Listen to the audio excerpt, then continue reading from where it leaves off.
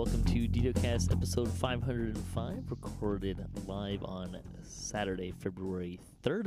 I'm your host, Patrick. With me this week, we have returning to the show, Evilbeeker. Welcome back. Hey, everyone. Thanks for having me. Happy day after Groundhog Day. Yeah, I was just thinking, what would be the Storm Reach equivalent of the Groundhog's Day? Or like the Eberron equivalent? Like a kobold poking his head out of a sewer? Undead Rat Day? I don't know. Maybe. Something like that. Well, in any case, what is going on? Zulo adorns the Resian altar wings to aid him in the ice games, which is currently going on in the 350-second screenshot of the week. Nice screenshot. I wish you could carry those wings around. That'd be pretty slick. Yeah, that would be cool. Yeah. We talk about Dungeons & Dragons online nearly every weekend. You can watch us through Twitch, YouTube, the DDO forums, iTunes, or from our website, DDOCast.com. DDOCast is hosted by Cyber Ears, the awesome podcast hosting network, and shows are usually available within a few days of recording. The next show will probably be next weekend. You can start by following us on our website, DDOCast.com, where we have a calendar, and also on social media pages at DDOCast on Twitter is the best place.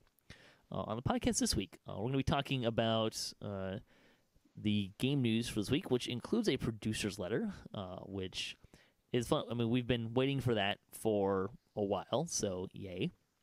And then our discussion after the news and stuff is going to be on leveling. We're going to be continuing our leveling series. We're talking this week about level 21 and 22. And kind of also along with that, there's some rule changes with leveling when you get into epics that we kind of talk about a little bit as well. But for now, let's talk about game news. We have a lot. It's fantastic. Woohoo! The first thing to note is we had another bit of maintenance and update to the game. If you don't know, every Wednesday they usually do a restart. It's not every Wednesday. It's basically if they're not doing an update on Thursday, then they do an just kind of a server bounce, as it were, on Wednesdays. And then they also try to kind of put in their weekly maintenance and stuff, or whatever maintenance they have to do. They try to put in that same downtime. This is the second week in a row that part of that has included an update to the game to fix exploits, which they have not gotten into hardly any detail, if at all. So we fixed an exploit, whatever that was. Yeah, Jerry also mentioned in the stream that they're going to be doing it for the next couple of weeks. So for like the next 1 or 2 Wednesdays, they're going to be doing some more fixes, server fixes, things like that. Let's see. And then the big news for the week, though, was a producer's letter, which came out on Monday. Pretty much immediately after DDO Players News finished their podcast live on Monday. But we'll go through it. Maybe we'll kind of start big picture. What did you kind of think of the producer's letter before we kind of really dive into the details? Well, I noticed that a lot of the stuff that is in there is stuff that we've all been asking for. So you got the Artificer tree, you got the Favorite Soul tree, things like that. I like the fact that we're getting new quests for Eberron, in-house J, and then there's also the big White Plume Mountain announcement. The White Plume Mountain one was pretty much the only thing that really surprised me. The rest I was like, oh yeah, awesome. They're finally going to get around to, doing a lot of the updates that they've talked about for the last year or two, actually. Yeah, and Drac had me from Players News had me on for a special on Thursday, and kind of were saying the same Thursday or Wednesday. My big takeaway from the letter was okay, about what I expected. I'm not say that it's not exciting, not interesting, but it's at this point, we've seen several and write a couple of producers' letter. Producers' letters in general tend to be somewhat formulaic. And as I mentioned on Drac's show, I probably could have written this letter and just put a couple of placeholders for inserts, a little bit more information here, kind of a thing. Yeah, but it's still exciting that they're getting to it. I mean, this is kind of stuff that people have been asking for a long time, which means that our voice is being heard. So I really like that. Yeah, and it's not to say that I'm not excited about the year coming, or anything like that. Um, but so let's dive into it. It says, starts off saying, "Greetings. Our first year of Standing Stone Games is behind us, and we want to thank our fans for being part of a wonderful year. They feel truly fortunate to have wonderful players, and they are excited about the upcoming year. They want to take some time to talk about our plans for the upcoming months. The reason why we are here is because you are here, and we look forward to hearing from you." This is a direct show. I think it's worth noting. Hey, first year of Standing Stone Games. That's awesome. Yeah, I mean, a lot of companies don't even last a year, and the good news is Standing Stone Games had DDO and Lotro with a player base that was already there. The fact that they went the whole year, put out great updates, did Ravenloft and a bunch of other really cool things. I'm very excited about their first year as well. Yeah, because I mean, we got Ravenloft, which was huge. We got Mines of Tethymar. I'm trying to remember what else came out this year. Dragonborn, Racial Reincarnation. Yep. So we had 3 raids, plus 2 quests. In one pack, was it 5 in Mines, and then 4? Is it 4? Mm-hmm. So the Mines of Tethymar, and then also the Ravenloft, which was, I think, 12 quests. 12 in the raid, yep. And 2 raids. 2 raids, yep. And then we had, Night Revels, which is kind of a small thing. But, I mean, that's a lot of stuff. I think Tower Frost came out the year before, right? Or was it this year as well? That might have been early in the year. But let's not forget, too, you got all the events. You got Pirates Cove, which they ran a couple of times. You got the anniversary event. Night Revels, which is a personal favorite of mine. A lot of stuff going on for a small company that broke away from Turbine. I think the DDO stuff. Yes. If you're a Lotro player, my God, you also got Mordor. You got several updates. That's a lot from a company that's only been around for a year. I think they did a great job. Can you imagine what the conversation would have been there? Like, all right, guys, so here's the deal. We're going to start our own gaming company. We're going to take DDO and Lotro with us. That's going to be our thing. We're going to take that, and we started a brand new company, figure all that stuff out. Oh, and we're going to have expansions for both of those games, and they're going to be probably the most iconic expansions you could have in Ravenloft and Mordor. Yeah, I mean, a lot of companies, startup companies will get a product, and then they'll spend 2 years developing it, and then you hopefully hear from them, and they get a beta test. Here, the benefit is they have 2 established games, but they didn't lose a step. Right. I don't think they lost a step at all. I think they improved, actually. Some things got a little smoother. And that may just be because they had better control over their own scope. I think they have more control over what's going on there now than they did when WB Games was kind of over Turbine. So, but yeah, it was a really exciting year, and I think that's probably the easiest part of the Pruch's letter to gloss over. So, congratulations, Standing Stone Games. I know we've said it a few times, but it's a big deal. I don't think there's another company out there that has done what they have done. Although, to be fair, in terms of having 10-year-old games, Lotro and DDO are pretty well established, and I think they are more or less like keeping pace and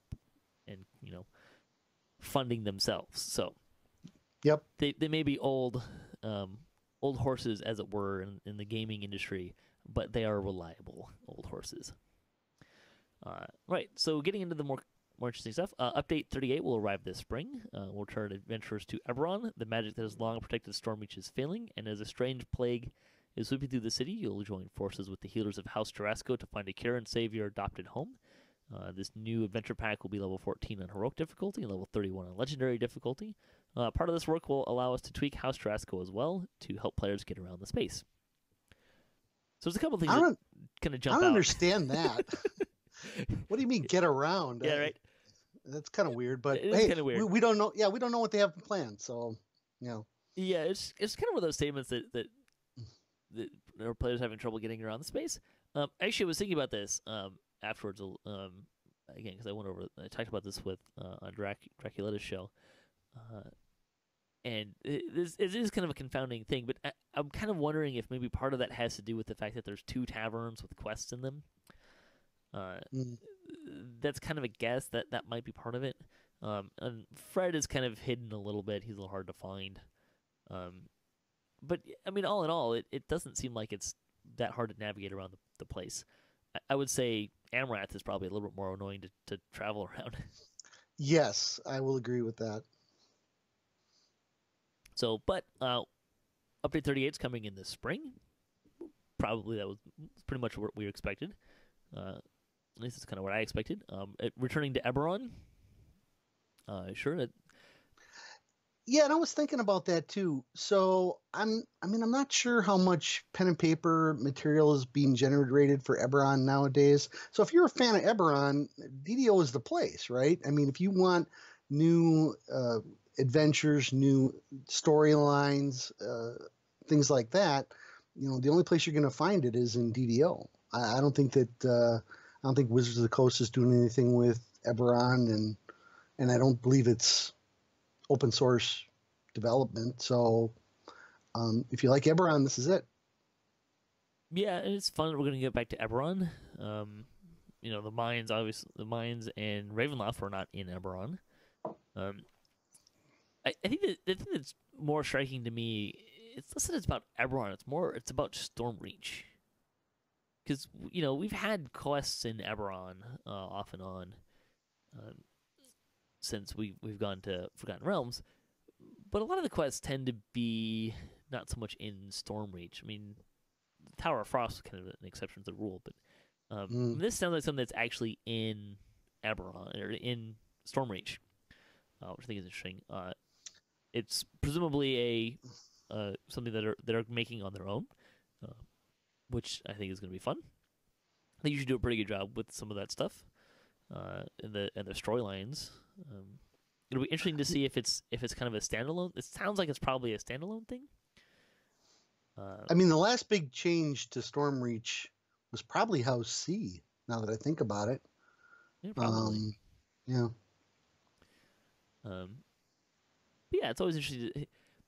I'm a little bit torn these days, right? Because I have enjoyed a lot of the storylines that they have come up with, but they've also done fantastic work with classic modules, right? So, Yep. Yeah, I'm so looking forward to that. The one thing that about the level range, I'm not sure. I'm excited about level 14 on heroic difficulty. Granted, I don't tend to spend a lot of time on heroics anyways, and in the grand scheme of things, there's probably plenty of stuff to do in level range of 14. Anyways, so. Well, and if you're a starting player, 14, it's easy to get to 14 by doing an iconic. Yes. So that might have a little bit to do with it. Yeah, and there's, I don't know. You look at the level ranges, and there's a fair amount at 14. I can see some value in having some stuff a little bit in different areas, but like I said, right now it's probably a moot point because you should be able to get from 1 to 20 without too much difficulty. There's plenty of content to run in those areas. Level 31 in legendary difficulty, I would be surprised. I think there's a need for some lower epic level quests, like level 25-ish range, as will become quite apparent was through this next leveling series that we're doing. We're going from level 21 to 26, and as we kind of get into that the next couple of weeks, there's some glaring places where we need more content. But level 31 means you're in legendary, means there's more Reaper XP, it's more endgame. That's where we should expect pretty much every quest to be coming out to have some sort of legendary difficulty. So sure. Not surprised there. Is Devil Assault the only quest with 3 level ranges? In that of its kind, yes. Yeah. Because it's 6, 12, and 18. Well, technically 4 if you want to count Epic. Oh, sure. Yeah. But yeah, it's the only one that does something strange like that. Maybe we need more quests like that. The only real question for new quests for level range is how high into legendary is it going to go? Right? Like, are we going to get up to level 32, 34, 35, 40 40 probably hurt a little bit. A little bit, yeah. What comes after legendary? You have to wonder. When you get to level 40, is it godlike? Hopefully, we'll see. Right, 3 to 4 years down the road, maybe we'll get there. All right. Going back to the producer's letter, we will also be doing a bit of work on the anniversary event, including some new event rewards as we celebrate DDO's 12th year. We will have a special gift for players as well, but do not want to spoil the surprise. Those gifts have ranged a lot of late. Sometimes they've been cakes, which have been able to get stat tomes, and if you have one of the old ones, you can call a Ginny. Every once in a while, I was just thinking about that. Every once in a while, you see somebody pop one open. Yeah, right? Like maybe they found it on an old character or something like that. And you'll be sitting there like, hey, there's a genie. I think I finally spent all of mine because they changed the reward changed just a tiny bit in that the SP potions became bound to account, I think. So I think I turned all the ones in I still had and just got those while you could get them bound to account. Because I'd had them, at that point, I think I'd had them for 3 years. It was pretty clear at that point I'm not going to use them. So it was something to do with them. But we've also had the 10th anniversary year was a pretty interesting one. You had a choice of a bunch of different items that you could get that were probably some of the more difficult items to find in the game. Yeah, and if you had a lower level character too, there was what was it, 1,000,000 XP or whatever it was. I don't remember the exact amount. Get an XP gem, yeah. Yeah, you could shoot you up a few levels there, to catch up with your friends or whatever. I kind of like that option. I used it on a couple of characters. Yeah. I think it's pretty safe to say that the anniversary event's going to come back every year. There'll probably be 1 or 2 new items in it at least every year, much like Night Revels, just because it's kind of the same vein. I'm not sure. It'd be nice if Crystal Cove got an update that often as well. I don't know that it will. Maybe it will going forward, but the reason why you're probably going to see something new out of each of those is just to keep people going back to the event. I would say, though, with the anniversary event and Night Revels as well, and we can talk about that later, the quests are worth running once on a character that hasn't run them on that life yet, just for the XP, because they are challenges. So you get a pretty big boost in XP from those. Yeah. Yeah. Anything else you want to say about the anniversary event? Looking forward to killing more kobolds. We should just see if they ever add a new dungeon to it. It would be kind of neat to see it expand just a little bit. See, one of the things that we have long heard from you is about is the desire to have a third artificer enhancement tree. We're pleased to be able to say that the Renegade Master Maker will be coming in the near future. This tree will focus on improving your repair spells, curative admixtures, personal defense, and building things to buff both yourself and your allies. They also intend to add a third and favorite soul tree, update the Cleric War Priest, and do extensive work on the Druid class. For Druid, they will be working on the core of the class, its animal forms, and both of its existing enhancement trees, in addition to a brand new enhancement tree. So that's pretty much. I feel like it's pretty much it's great news. I think it's pretty much what we've been led to expect for. The only thing that's really new about this is we got more information about what the third enhancement tree for artificers will be. But it sounds pretty much in line with what I think they need. Some defenses, buffing yourself and your allies sounds great. It'll be interesting to see if they pull the curative admixture SLAs out of Arcano Technician and put it into Renegade Master Maker, which is kind of the one thing that kind of jumped out at me a little bit. Yeah, I mean, they might end up redoing all 3 trees. I mean, just to balance them out and make that third tree, not more powerful than the other 2 type of thing. Yeah, I don't know that Battle Engineer would need to change too much, because it doesn't seem like anything in there jumps out to me as being something that would pull into Renegade Master Maker. Yeah, it seems like it's pretty much right in line with what we kind of like to see for that. No information on the third favorite soul tree. They mentioned again that they're planning on working on the Druid class, which sounds much more like a saving the facade of the building as a historical landmark and gutting the inside.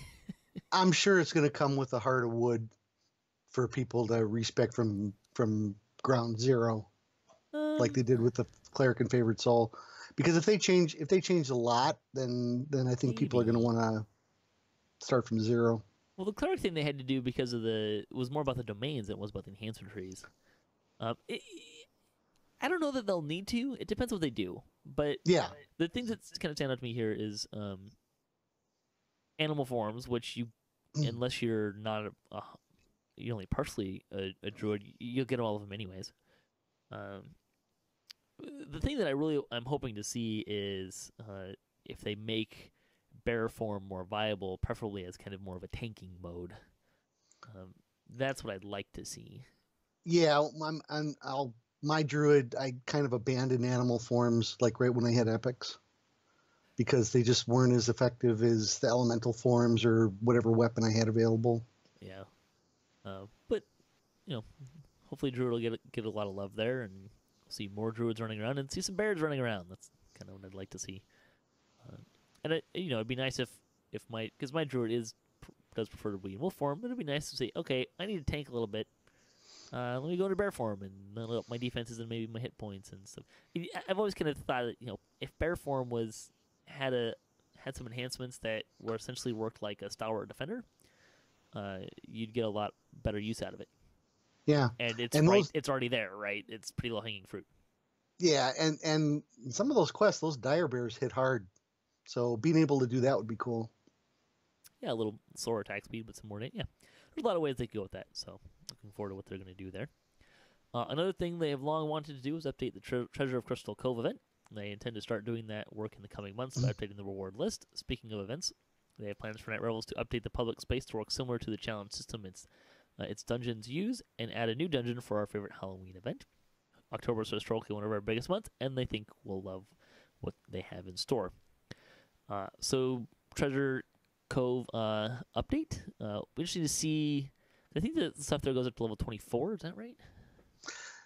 Yeah, I need to get into that that a little bit more. Usually we just go into the Slayer area and have fun killing stuff, but I think I made a promise to myself that the next time Crystal Cove came around, I'd do the challenges a little more often. But I think you're right. Yeah, the making upper level items that thing is pretty laborious, which I'm not exactly sold on. I expect there to be like one or two new items, and they'll probably maybe increase the level range up to 28 or something like that. I'm expecting there to be a dagger, just because Vistani Knife Fighter just came out, and they've mentioned that they're looking for places to put more daggers in. Hey, Treasure Crystal Cove, here's a bunch of daggers. There you go. At many different levels, like 4, 8, 10, every 4 levels, you have a different kind of dagger. You might actually see it in the anniversary event too. But a dagger is pretty good weapon for a pirate. So, Night Revels is kind of interesting. Reworking the public space, which will be interesting to see what that means. This last year I didn't have a lot of lag problems when I played it. Now, I don't think I went into the epic one too often, but people talk about the event still has lag. I didn't see a ton of it, but I was probably hanging around in like 10 to 15, something like that. I did hear that part of the things they want to do is discourage camping. I think that partly causes some of the lag. What I would love to see is if they just get rid of the key system and just let you go into the dungeons, and maybe, and I would even be fine as a kind of a balancing thing in exchange for that. Instead of having to get keys, just say you can only go into one of these dungeons once every, like each dungeon you can only get in once every hour or something like that. Which I'm sure some of the hardcore farmers would not exactly like better. Yeah, we had trouble finding keys every once in a while. I mean, it you know what? It's a luck of the draw type of deal. Well, I think it's the less interesting part of the event, right? You'd rather, it's what you do because you have to do to go run the quest. You'd rather be running the quest. So I think if that was more about getting chocolates or something, or it wasn't this grind to get all the keys that you need, and then I personally also, I mean, it's effective, but I don't think picking one of the dungeons that you need to farm and then farming it ad nauseum for an hour and a half is all that fun, personally. Yeah, no, I don't disagree. I mean, like I said, it's effective, but it's not what I would call fun. But But if if you made it so that if you could only run each one every hour, I mean, you just go in a circle and hit them all, right? Or just rotate different tunes in and out too. Yeah, you could do that. But I don't know. I think that's kind of what I would like to see, at least in terms of making the event more interesting and is getting rid of the keys. I would hope. You know what? I know they got rid of the spectral dragon, but I used to like the giant skeletons thumping around out there. I know there was a lag problem with those guys, but I miss that from previous years. Of course, the other thing you might say that, well, but then they wouldn't generate money for being able to sell keys in the store. Well, they could sell keys in the store, and then that would let you go into a dungeon that you have a timer for. Yeah. Solved. In any case, I also wanted the most interesting lines I think out of this, the producer letter for me was this line that says, "October is historically one of our biggest months." To which, by what metric are we talking about? Is that a time that we usually get a lot of new players, or? Yeah, I don't know. I mean, maybe it bleeds over into the holiday season a little bit. People get DDO, in preparation for Christmas, or whether early Christmas present or something. Yeah, I don't know. All right, so next it says, and this is the most boring part of the whole thing. It says, "Next, we're pleased to announce the next classic adventure." Blah blah. Blah. No, anyways, so an eccentric wizard has hidden 3 famous sentient weapons inside of a volcano, and challenged all comers to try and retrieve them. Can you make it through the fiendish obstacles and deadly traps? Have you guessed the pack yet? It's White Plume Mountain, a classic 1979 dungeon that was also recently brought to 5th edition in the Tales from the Yawning Portal book. We'll be given this intense test of skills, the DDO treatment later this summer, in an adventure pack that will also feature several other standalone dungeons themed around wizards and their arcane environments. So there's a lot to unpack out of that paragraph there. Yeah. And White Plume Mountain is this is kind of significant because I think it's going to lead to other things. I did do some research on it for everybody. If you want me to kick off with that, we'll do that in a minute. Okay. Let's stick on the producer letter here. Sure. So some things that jumped out of me for this one is like recently brought to 5th edition in the tale. You know what else was recently brought to 5th edition that we got was Ravenloft. I'm sensing a theme here. Yep. What else has hit 5th edition recently, or is about to hit 5th edition? Well, I have that in my little bit of research for you. So that I'm sensing a theme here. Anyways, I like that sentient weapons is in. It makes perfect sense from the standpoint of sentient weapons. It's also interesting that it sounds like so it's coming this summer, an adventure pack. So it sounds like we're probably gonna have 3 quests. There's actually additional adventures that were set in the White Plume Mountain area, so you might get more than 3. Well, it sounds like if there's 3 famous sentient weapons hidden inside a volcano, that reads to me. And again, I haven't done White Plume Mountain. I haven't done any classic modules really, which is why this tends to be less of a woohoo, my favorite. It's the classic adventure pack. They've done a really great job with them. They're all. I don't run them all a lot, mostly because of having not wanting the loot or not needing to grind out the loot or something to that effect. But it is pretty exciting because they do a really great job with them. But it sounds like there's 3 quests there, and then it says several other standalone dungeons, which that says to me that's about probably at least 6 dungeons in a pack there. Yeah, I mean that would be a good update. I mean, typical update is anywhere between 1 and 4 quests, but if we're getting more than 4, I think that's a great update.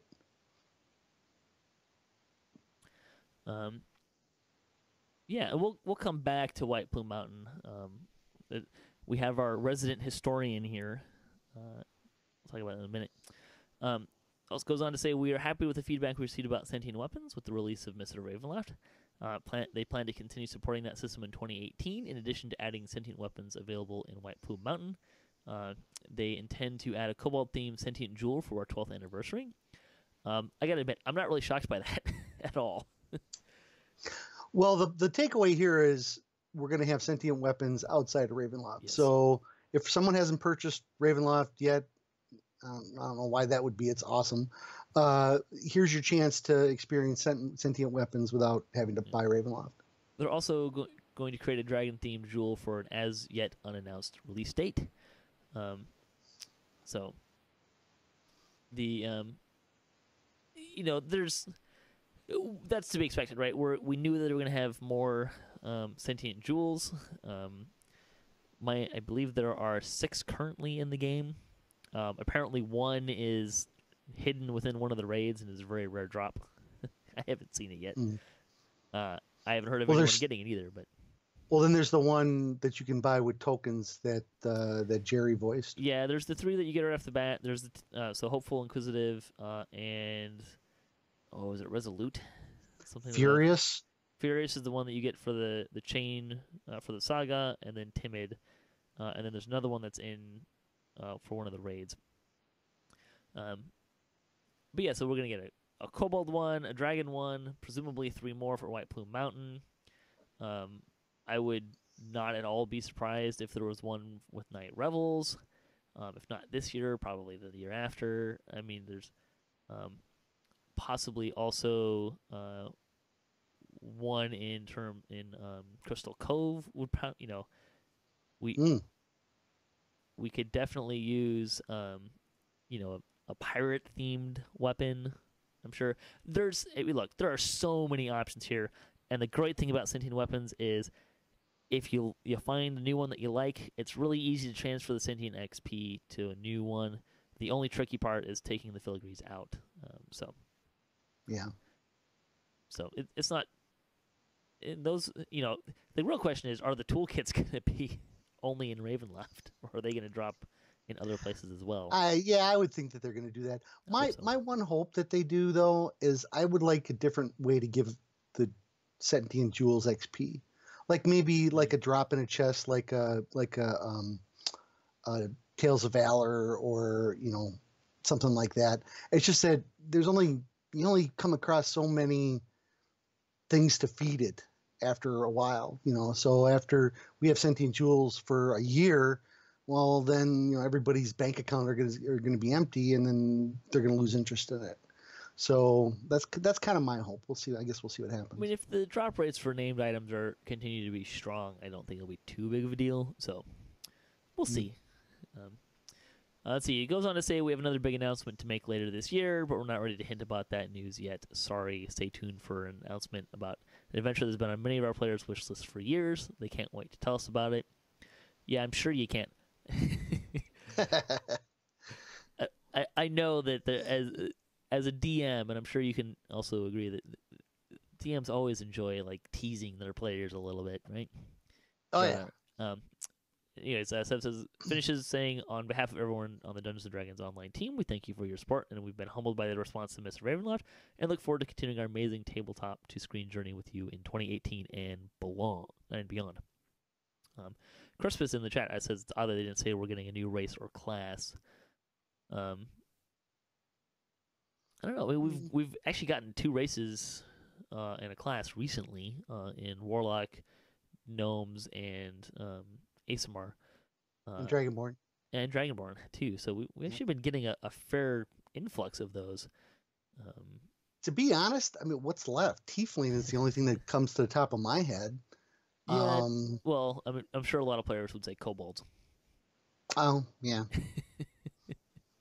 So, which, you can put kobolds and quote, lesser races in, which would be kind of interesting, and it'd be pretty easy to give them better than average past lives to encourage you to run them. Although I don't think it's really that hard it would be that hard to get those past lives. Anyways, but in any case, so let's go back to White Plume Mountains. So, as our resident DDOCast historian, Mr. Evilbeeker, that's just because I've been around so long. you have a unique relationship with the game as well. Like I said, I never did modules or anything like that. So please tell me, why should I care about White Plume Mountain? What is White Plume Mountain? let's step back for a minute though and take a look at what do we have so far. So we have Haunted Halls, which was a first edition D&D Forgotten Realms quest. You have Temple of Elemental Evil, which was also a first edition quest, but World of Greyhawk, so that they kind of genericized enough to bring it into Eberron and things like that. Then you also have the Slaver series, which is another first edition. But then you kind of turn the tables a little bit. You got Ravenloft, but more specifically Curse of Strahd, which was a fifth edition, something brand new that Wizards of the Coast took something old and turned it into something new, which I thought was great from a pen, paper, and from a DDO standpoint. And now you have White Plume Mountain. So let me give you a little bit of history, and I'll tell you why this is really, really cool. So White Plume Mountain was a first edition module. It came out in 1979 by a gentleman named Lawrence Schtick, and he wrote this adventure kind of as a resume to get hired at TSR. It was and Gary Gygax did hire him, and this was his first project. They've reskinned it a couple of times over the years. There was a 25th anniversary D&D version called Return to White Plume Mountain. And then, as we just mentioned, it was recently redone as part of the Tales from the Yawning Portal product, which was Wizards of the Coast's major tabletop adventure product for 2016.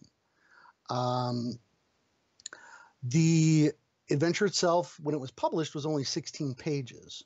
But it was part of what is called the S series. Now, a lot of people go, another series, but this is actually kind of a cool series because within this series, you had S1, which is Tomb of Horror, classic killer dungeon. S3, which was Expedition to the Barrier Peaks, which was kind of like D&D and space combat together. And then you had S4, which was The Lost Caverns of Suthkant.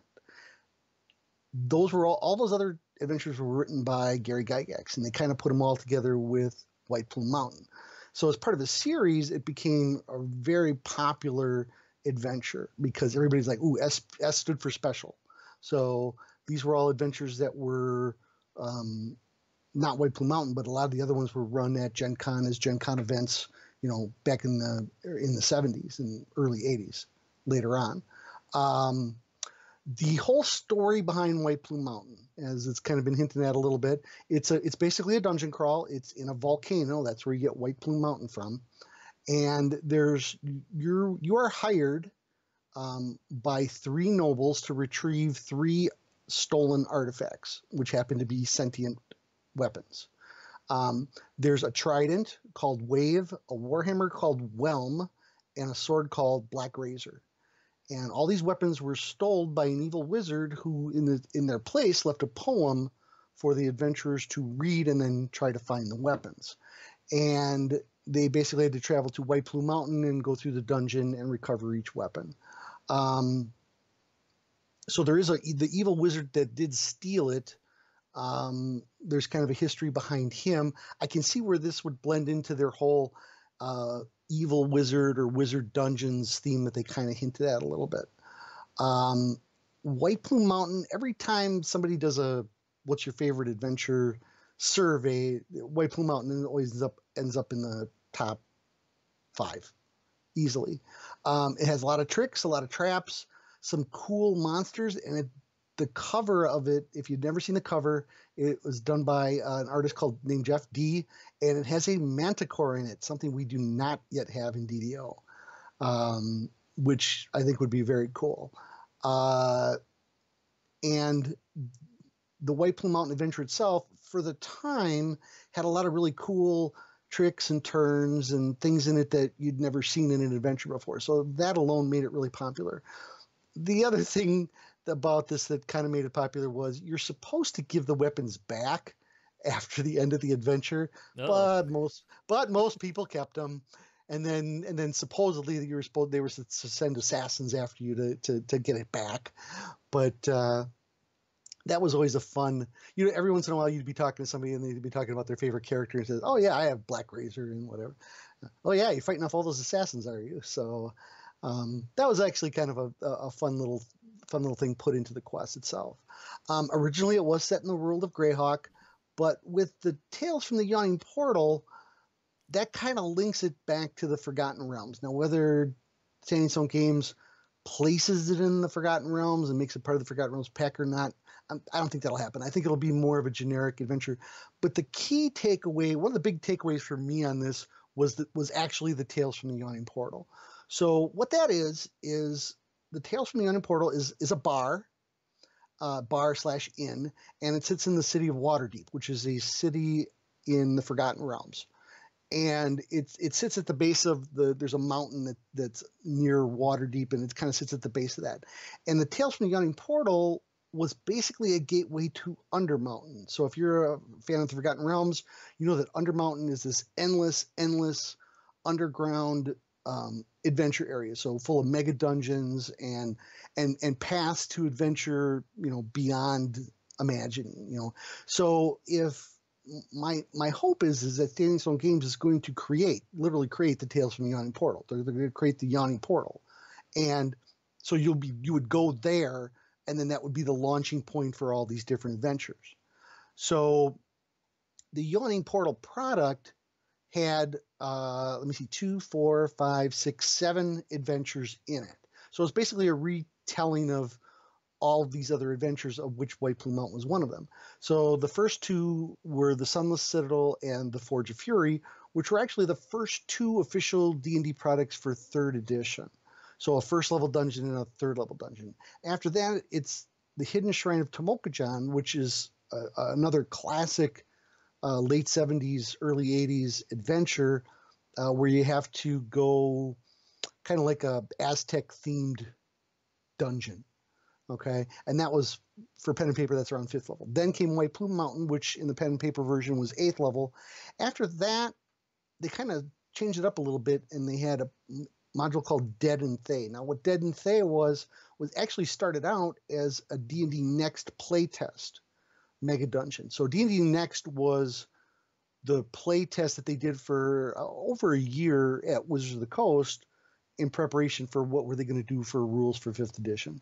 And Dead and Thay is a huge mega dungeon with, I think, like 12 different areas, and was started at 9th level and then would run you up from there. The next 2 are 2 of the big, more classic ones that I personally have been hoping to see in DDO. The first one is Against the Giants. Okay, the original Against the Giants series, the 3 giant modules written by Gary. And then lastly, your classic Deadly Tomb of Horrors, which it is a classic dungeon, but it's a killer dungeon. Very few people come out of it alive. I'm not sure if I want that in DDO. But my hope is that that's what they do. And it would be really cool, right? So now you have this one-stop shop, and then you can branch all these different quests out of it. It doesn't have to necessarily be an underground quest. It could be above ground, but just as a way to spawn everybody to a new adventure type area. So that's kind of the basic history of it. The one other thing, Patrick, that I kind of took out of this, you got to think about it for a second. The artifact wave is a trident. Okay, that's a weapon we don't have in DDO yet. So if you go back to 3rd and 5th edition, trident can be used as a one-handed or a two-handed weapon. If you're going to make it a two-handed weapon, but what if you make it a one-handed weapon, then you'd have a shield in one hand and a trident in the other. But if they're going to have to make a whole new class of two-handed weapons, I'm kind of hoping for things like pole arms and glaives and all kinds of cool things like that. But right now in the current system we have, trident would probably be a quarterstaff with a fancy top on it. Well, that doesn't thrill me very much. Because animation-wise, I'm fine with that. yeah, and that might be it, right? But tridents are piercing weapons. They're not bludgeoning weapons. So that was kind of the one kind of thing that I kind of took out of this was, hey, that's a trident. That's something we don't have yet. So are they going to cheap out and just put it on a quarterstaff, or are we going to see something else? That's kind of cool? The guy who was doing animation work on Vistani probably doesn't have that much to do right now, right? Yeah, maybe. I mean, that's probably completely false, but he's probably really busy like everyone else. Just saying. They did get us new animation for Stony, so. Yeah, I know I mean, it's not on top of people's lists, but I always thought it would be cool to have like pole arms and glaives and stuff like that in DDO. It is something that's from D&D that is missing in this game. So I don't know. We'll see what happens. Well, thank you, sir. Very informative history lesson. It's always kind of fun to get a little bit more history and scope of what some of the stuff is they're looking to bring us. So, although I would say Tomb of Horrors, maybe that'll be the first time we get like a level 35 base quest, right? All I remember about Tomb of Horrors is you go in there, you die, you get to the end and you die. So, but it is if you've never played it in pen and paper, you have to play it at least through once just to see how smart you are, because there's a lot of I mean, even for a 35-year-old adventure, it still has some wacky stuff in it, and it is difficult to live through it. So there you go. Yeah. Get the metagaming toolkit out. Oh, and actually, now that I think about it, Tomb of Horror has something in it that we haven't seen yet in DDO 2, and that's a demi-lich. Oh boy. Yeah. All right, let's not to spoil it. Sorry. Let's round out the bonus day or the game news. Bonus days. I was a little disappointed with this. The bonus days is still just the Reset Ice Cream and Midwinter Festival, which was what it was last weekend too. In the past, recently especially, they've been doing adding something else in on the second weekend. They didn't do that this time. The store sales this week. Rise Again. You get 20% off of reincarnations, healing items, spell point potions, and quest elixirs. Now through February 8th. You can also, for the week, you can get 10 free Ski Lift Hot Cocos and 10 free Evening Star Hot Ciders with the coupon code WINTERFUN, now through February 8th. Those are, you also get a free Midwinter Spirit token with the coupon code TOKEN through February 7th. It is worth noting that I think the hot cocoa and the hot cider you can use even when the event's not going, and it'll still kind of teleport you into those areas. Right. Let's talk about community news. We had a 269th Chronicle. This community spotlights are the Denizens of Darkness. It's a place for players on Argonistan to network, organize raid groups, and more. You can check that out there. Grimoire's DDO puzzle apps has been updated to add Prove Your Worth and Tower of Frost puzzles. And then the Munchkin Summer Games have started a Facebook page. The Munchkin Summer Games are a thing on Kyber, so it started off as the Halfling Summer Games, and then they added gnomes. Basically, if you are a vertically challenged character, there you go. You can participate in those. HTPI is a long-term player who started to stream DDO regularly on Twitch. Welcome to the Twitch family. Spellforce is the guild for the week, a friendly and diverse guild in Galana with longtime veterans and newer players alike. This level 100-plus guild has a Kraken airship and supports a casual, smaller-sized guild environment for the more mature player. The comment for the week: the Evening Star Hot Cider and Ski Lift Hot Cocoa teleport you back to the start of the Winter Games. How does the teleportation magic change the drink? A weird question. I don't think it does. Question. That's the magic part of it. It still tastes the same, right? I'll go with that. Let's see. Fansite news. DDOCast got a shout out for our last episode in the review of Ravenloft. DDO Players News has the latest from the tabletop and more. Sip is a hazard to himself. He wrote a blog about DDO in that vein. Pineleaf tries to live to see the sun rise. Axel gave his thoughts about the latest producer's letter. Mickey has Jarvana's story. A very bad guild gets angry.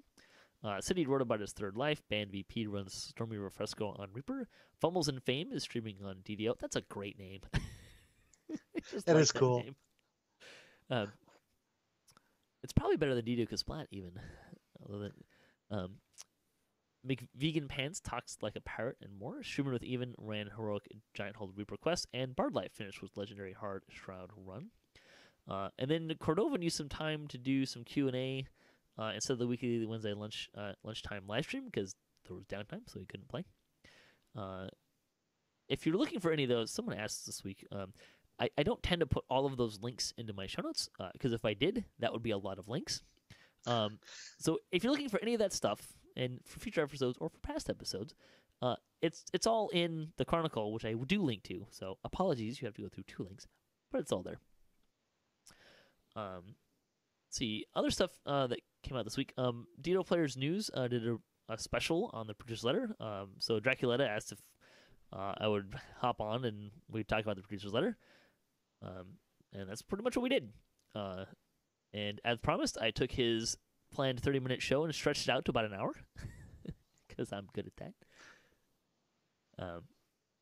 Let's see, DDOCast news. DDOCast Splat is we're just getting into our 3rd season, which has been fantastic. Dying a lot last time. Turns out, my monk has actually proved to be a pretty strong character so far.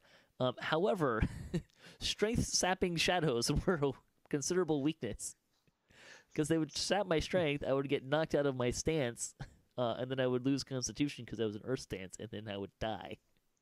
Well, but it was actually more fun when there was a champion weep that you couldn't see. Yeah, that was kind of cheesy. That was invisible just to you. That was awesome. No, because we're sitting there watching. Hey, can't you see that weep? No, I can't. My butt. So, other DDOCast news. An update on swag. So Sig and Ann set up a swag shop on Zazzle, who have recently determined that this gear was Dungeons and Dragons gear, and they're not licensed to sell Dungeons and Dragons gear, so they have. I'm still not exactly sure what, if that's all of the stuff or just some of the stuff that we've had, and I don't have any idea if or when any of that will return. Unfortunately, they are their own company. They pretty much have the right to decide what they will and won't sell. And if they think it's Dungeons & Dragons, and because they don't have the license to sell Dungeons & Dragons, they're not going to sell it. So unfortunately, I don't know when or if swag is going to make a comeback for DDOCast, which is a bummer because I know some people really like that stuff. But it's kind of out of my hands at the moment, so apologies for that. Let's get into some more fun stuff. Let's talk about Lightning Post. We had a bunch of people write in. This is our last Ravenloft review. This was talking about primarily the loot was kind of the big thing, but we also talked about some other stuff. Amber Cyan wrote in, you don't use Angel's Tears for the minor healing effect. You use it for all the curative stuff. They remove curse, for example. So once you stack up a bunch of them, you can use them anytime you use a potion of curse removal. You get all the other curative effects, and the minor heal is a bonus. Yeah, I'm still waiting to get a big enough stack to actually pull it out. That's actually good advice. It is good advice. It's great advice. I don't buy them, so I don't have a big stack. No, it's usually a daily roll for me. Yeah, or the freebies as well. But I think I got up to. I think I actually did pull out a stack and start using them, but I was just using them as healing potions because I have all of my characters already have potions for pretty much all the other stuff you can use. So let's see. He goes on to he says he carries potions for cures, blindness, and disease. Angel Tears to cover everything except disease. He also carries lesser restoration potions, and Angel Tear pots cover all the same effects. Those potions plus a whole lot more. That said, he'd never buy them from the store when he can just buy the individual potions with platinum. Yeah. Although it would be interesting to know, because there's this weird problem with lesser restoration potions. Because if you use lesser restoration to remove stat damage in Reaper mode, it's considered a self-healing thing and it gets penalized as such. So they become very ineffective very quickly. I haven't actually tried to see if Angel Tear potions bypass that mechanic or not. He also commented on Arcot was, our guest last week, was talking about how some female armor is a bit risque. There may be some few examples, but one thing that's really impressed him, Amber Cyan, about DDO when he started playing was the female armor. He had a female character in WoW whose plate mail had leggings which were a mid-thigh skirt with a palm-width gap from top to bottom on the outside of each leg. On a male, that armor looked like you might imagine plate mail legs look like. As long as your imagination was inspired by historical armor. He has no issues with the depiction of sexy females, but there's an encroachment on the suspension of disbelief when a female warrior is shown charging into battle in ye old chainmail bikini. The casualty rates will be horrific. Yeah. I mean, it's magical, but Yeah, yes. I'm gonna stay away from this question. Fair enough. See, he also said, in his opinion, the art department at DDO is the best run and most professional part of the team. Their product constantly knocks it out of the park. There's a huge array of armor and weapons to choose from, and there are very few issues with graphics in the game. Yeah, here for the art department, especially the it's not just the items and armors and stuff, but the landscapes as well are beautiful. Yeah. So yeah, they do a great job. Although again, it's interesting to be a fly on the wall. Like, you want to come out with a Mirror of Glamoring. That means every new helm and armor needs to be unique and never used before. Are you crazy? In any case, Fuzzy Duck 81 wrote in and said, tips while the ice games are active, even if you don't participate in the event itself. The Mistletoe Abundant Step consumables are available in the store. If you have the points to spare, he highly recommends picking up a few. It's 90 points for 10. Finds them particularly useful for TRs to help get through some of the nastier traps in the lower levels. It's a great idea. The initial free weapon in Ravenloft is really nice. Pro tip, if you're doing a TR, make sure you've picked up both the heroic and epic versions. Yes, do that. Run into the mists on epic casual if necessary at 20. If nothing else, the freebie can be fed to a gem. The heroic weapons are pretty phenomenal bits of kit for TRs. Yeah, they are. They're great. Loving the extra enhancement bonus to spell power on the belts. It's a really significant boost. Weird and fun extra tricks on weapons for certain situations, main and offhand stuff, are cool. It's nice to see those hidden effects appearing again. It's annoying that the sinister hand axe is bound to character, though, but combine that with the forgotten hand axe and you can have a nice axe-using dex-based Tempest, which is sweet. I want to see that. That sounds fun. The set bonuses on the name loot are nice, though I'd prefer if they'd been implemented like Slave Lords, and you could have assigned any item to any set using the Vishani tokens or talisman. So this gear juggling would be required. Yeah, I'd be down for that. Even if toning down the bonuses a little would have been the trade-off. He's been experimenting with setting weapons. He's found that good single filigree option, even if you don't plan to go any deeper in the system, is the treachery threat reduction one, which gives an impressive 50% melee threat reduction. Great for helping keep the squishier melee safer in a position to get sneak attack bonuses. Yeah. Also, it also says offsetting the threat boost from the defender stances for splash builds. Yeah. Pro tip: your DPS approaches 0 as you die. So threat reduction is great. The Sentient versus Greensteel, he actually likes the contrast. Legendary Greensteel can only be used at the top levels, whereas Sentient can be straight from level 20 with the right weapons. So it makes sense the power scales more and has increased versatility instead. Also, the Sentient system is far easier to just pick up and use.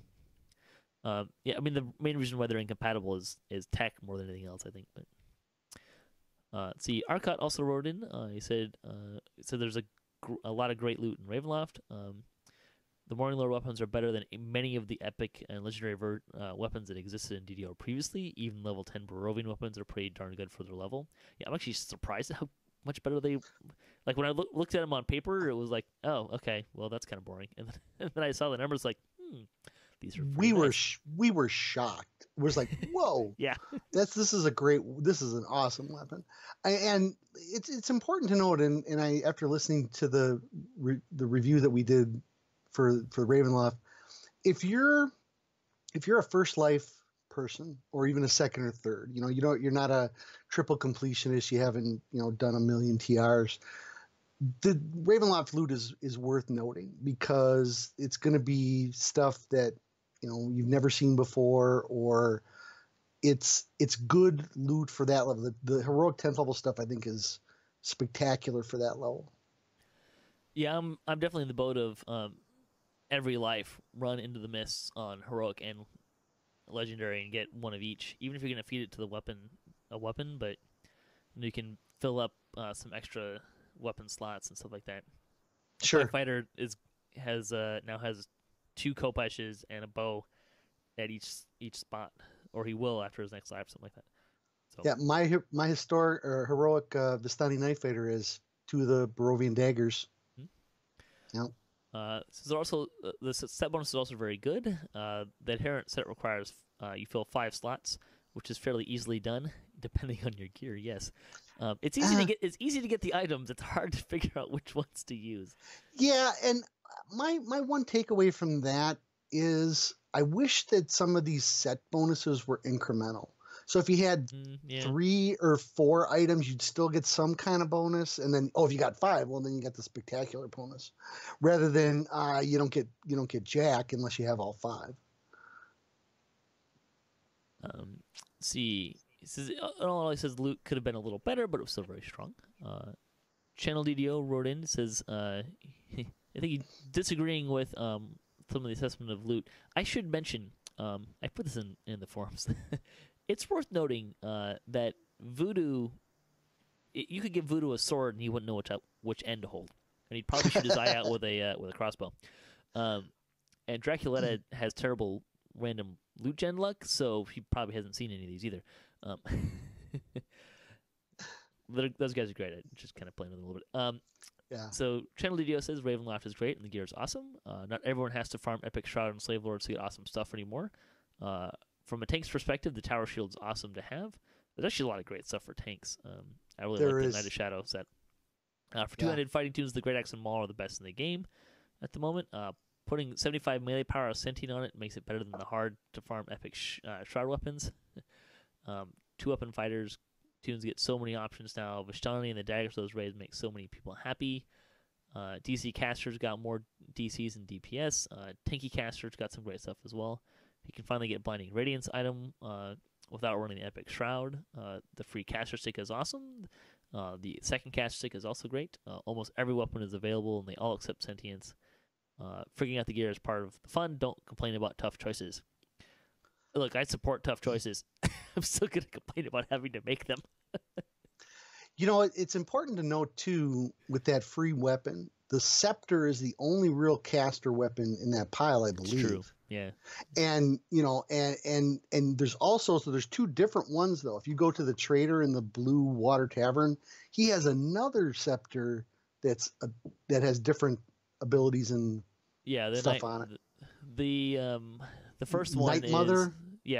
The first one, the one that you get for free is DPS, and the other one is DCs, both heroic and legendary.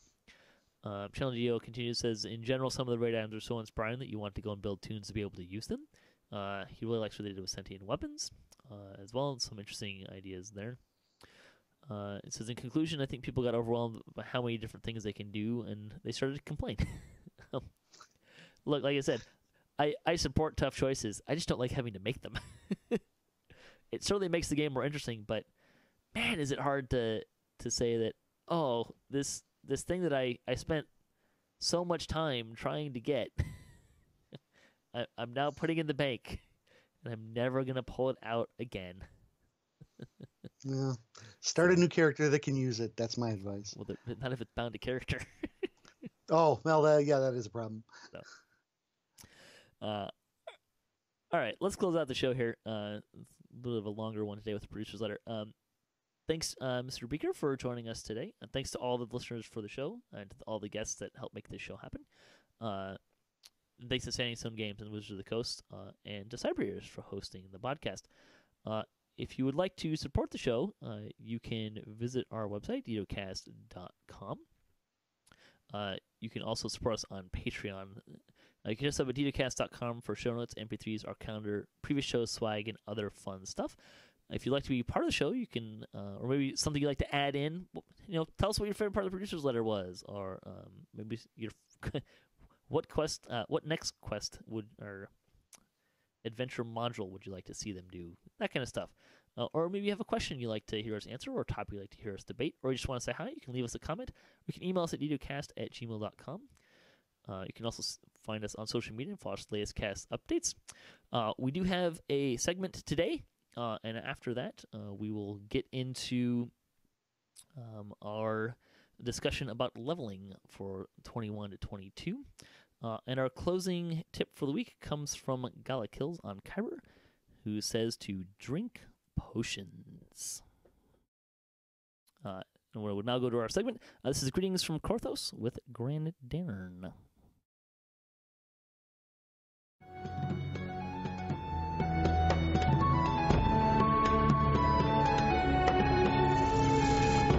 Greetings from Korthos.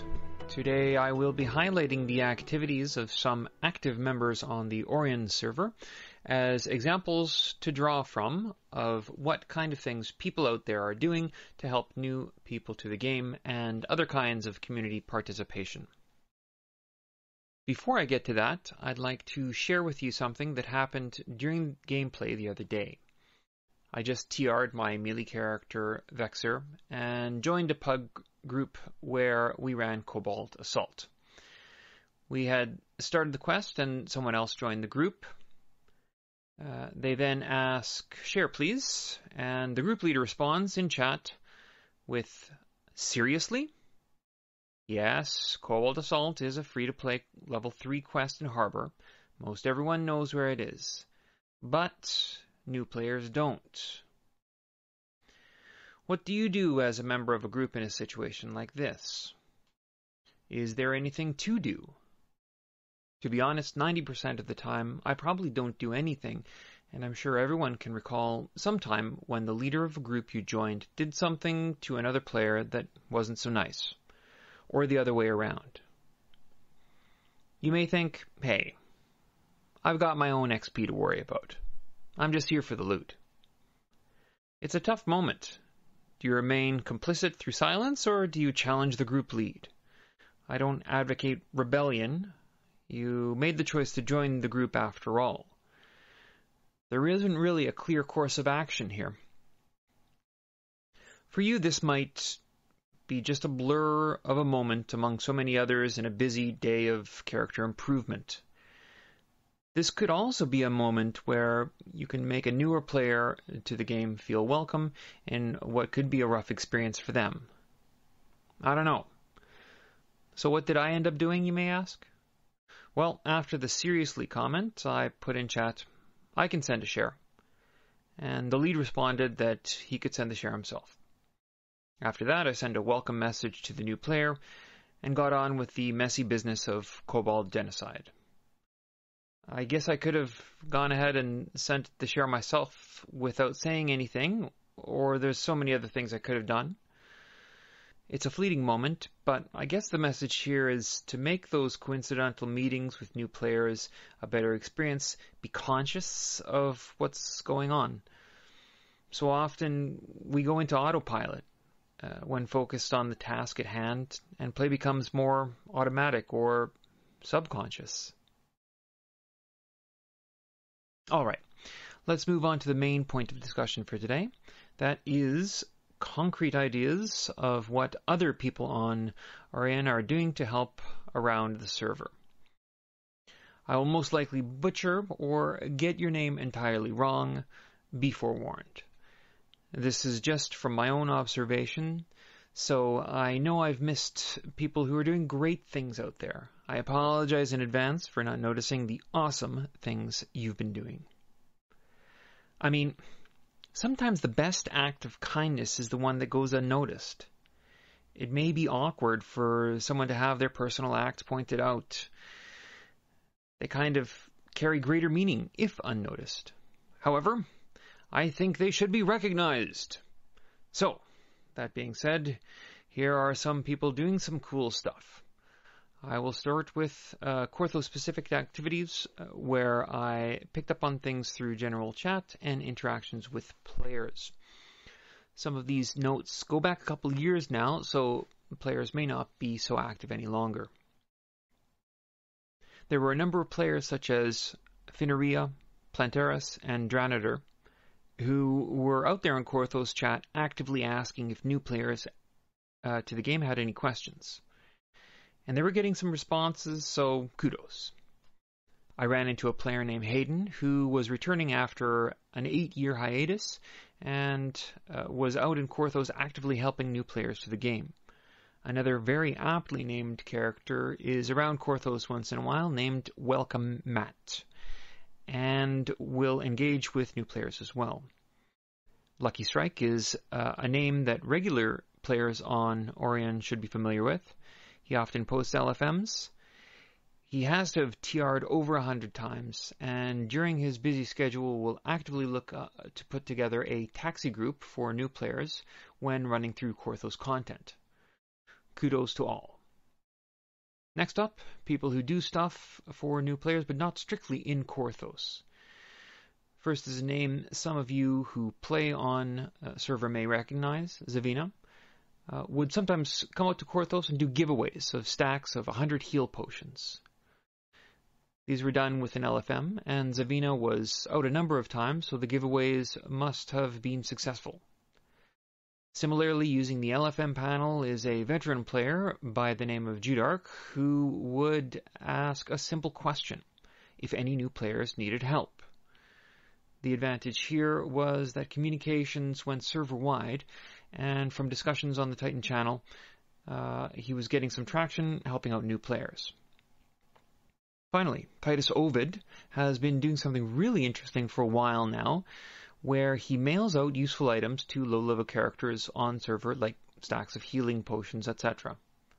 A lot of the time, those would bounce and come back to him, but it's a really neat way to send out kind of welcome baskets to new players. From what he said in the Korthos Greeter thread on the forums as of February 1st, 2018, he has sent out 1,000 messages, which is just ridiculous. Kudos to all of you. Finally, I will mention players who are doing more general community activities. These are not specifically for new players, but these activities do affect or are inspirational to someone new to the game.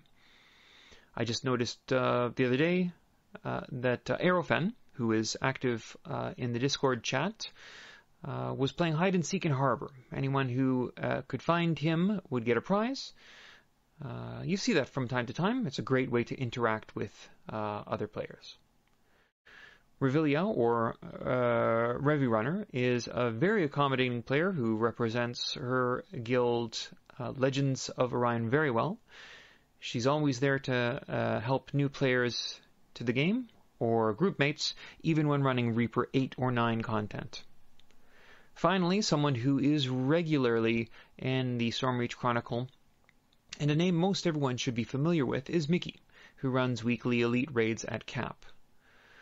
What she does is kind of an inspiration for everyone on server, and for new players it's kind of like a long-term goal to strive for, and having that kind of thing to aim at helps everyone. Unfortunately, I have not had the opportunity to play in too many of the groups. They usually start up when it's 6 a.m. for me, so even if I have been playing all night, I'm usually winding down by that time. I would recommend them for anyone who's up for it, though. She runs a tight ship, and her style of directing play and pointing out things that aren't working properly is very effective. The raids are fun to be a part of. I would recommend them for anyone who thinks they're up for the challenge. So, there you have it. A few of the names I've come across of people on server who are making things happen. Again, I know there are a lot more people out there doing stuff, and I have kind of set myself up to fail on this one by not mentioning you as well. On all servers, in fact, lots of people are doing lots of stuff. As Drac and Pineleaf mentioned in their last DDO Players podcast, there is more fan activity now than there has been for a long time. So to the streamers, wiki editors, the recognized and unrecognized helpful people out there, a tip of the fedora to you. I don't own a fedora. I can't remember ever wearing a fedora. But if I'm going to tip anything, it's going to be a fedora. Thank you for listening, and take care.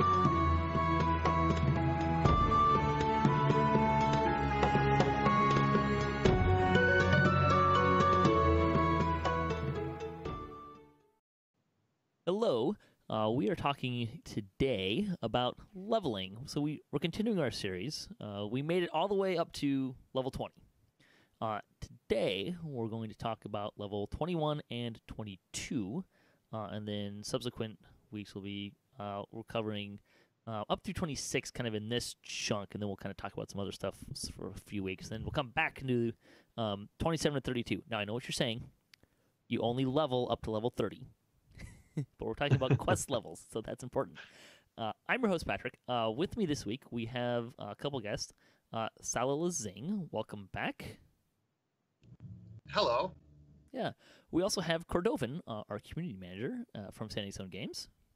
Hello, great to be here. Yeah, welcome back. It's always fun to have Jerry back on the show. Does it feel like coming home a little bit every time? It does. It does. It doesn't even feel like work. That's good. We hope not, since you're gracious enough to do this on your free time. Yeah. Like I said, we're continuing our series on leveling, and you can look back at previous shows. We did all in chunks of 3 levels, all the way up to level 20, which was kind of an odd break. I found out afterwards when I thought about it, when I was already committed. But now we're going to talk about levels 21 to 22, and we'll continue on through 26 with this series. And it's important to note that there's a couple things that change at level 20 and 21.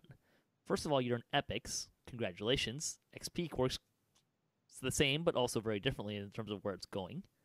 Because you have Karma XP, Destiny XP, and what level you are. The Bravery Streak rules also change. A quest that is level 20, you can run at level 23 and still get a Bravery Streak. If you run a quest level 21 or higher, you can be 4 levels higher. So at level 21, you could be level 25. Just a kind of a quick side note, because I see people kind of miss this all the time. Level 24 has no value in terms of holding it for preserving Bravery Streaks. Yeah, right. At level 20, you can be level 23. Up to level 23, at level 21 quests, you can be up to level 25. So don't hold 24. There's no real reason to do that. It's a fairly archaic system, but it really dates back, quite a few years. So it is a little confusing, but I suppose I say there isn't any reason to hang on to 24, because Reaper XP still stays the same.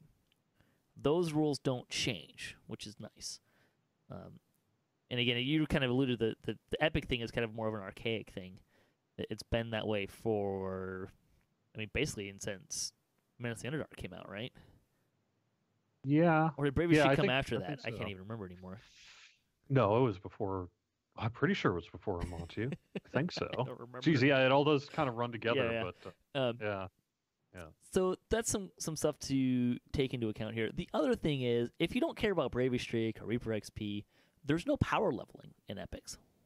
If you're running an epic quest and someone's 10 levels higher, you're level 20 and they're level 30, don't take a penalty. It's great. Yeah. That's my suggestion. Really nice. I know I say this a lot and people completely disagree, but don't worry about Bravery Streak. Just run quests. The amount of time you futz over your Bravery Streak, you'll earn twice that much XP just by running stuff. Yeah, that's true. Can be definitely true. Particularly in epics, although I do like to go at least hard in epics. Especially, not jumping ahead too much here, but there's a reason for that. We'll get to that in a minute. Yeah, there's, it's a play style thing.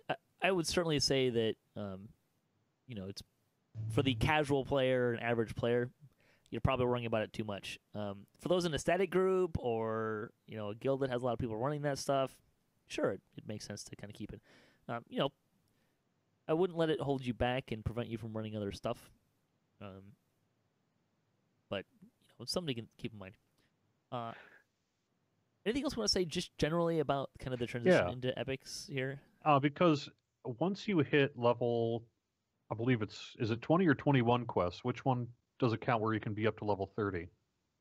Thought it was 20, but yeah, I think it's 20, right? Yeah. Well, I think the difference is there's a weird thing, because just because the quest is level 20 doesn't mean it's epic.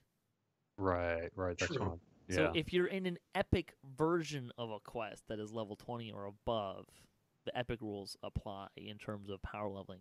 But if you go run, say, Dreaming Dark, I think you can still get power leveled in that. Right.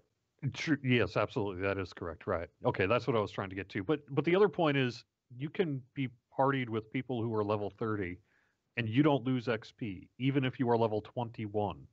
As soon as you really hit that epic levels, the level range opens wide in terms of who you can group with. So, again, it is going to mess up maybe your Bravery Streak or Reaper if you're going for Reaper. But if you're just going for quick leveling and XP, which is kind of somewhat the point of this thing, that having a group of level 30s with you, I guarantee you, is going to make those quests go pretty darn fast. So, yeah, and we'll probably talk about this when we get to the next series as well, but there's also something to keep in mind that that's completely true. But remember, if you're running a quest that's like level 28 or up in that range, you'll still get that bravery streak. You'll still get that Reaper XP, even though you're lower level. So that you can play the game the other direction as well, and kind of ride the coattails of your level 30 friends that are running, Reaper level 30 plus quests, which give more Reaper XP anyways. That's exactly what I was going to say. Yeah. But I guess really the long and short of it is, if you're more casual and you're a little less kind of min-maxy on that, as soon as you really get into the epic level quests, all the stuff about, well, you can only group with people so much above or below you to get XP and all that largely goes out the window. As long as you're grouping with people 20 plus, you're good. So, yep. Right. And if you're gonna go ahead. No, and that's good.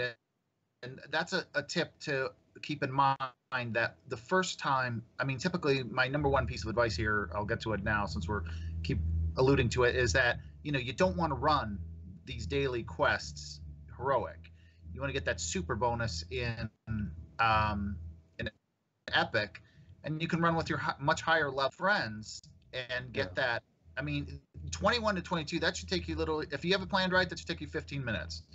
Yep. I mean, you should be able to run a couple quests with some higher level guys, at least hard. I mean, for the first time, or elite, I wouldn't bother with Reaper at this low levels with that. And then boom, you're getting that first time bonus. You're getting that, and it's not that tough because you've got, your higher level friends who are mostly running the quest for you.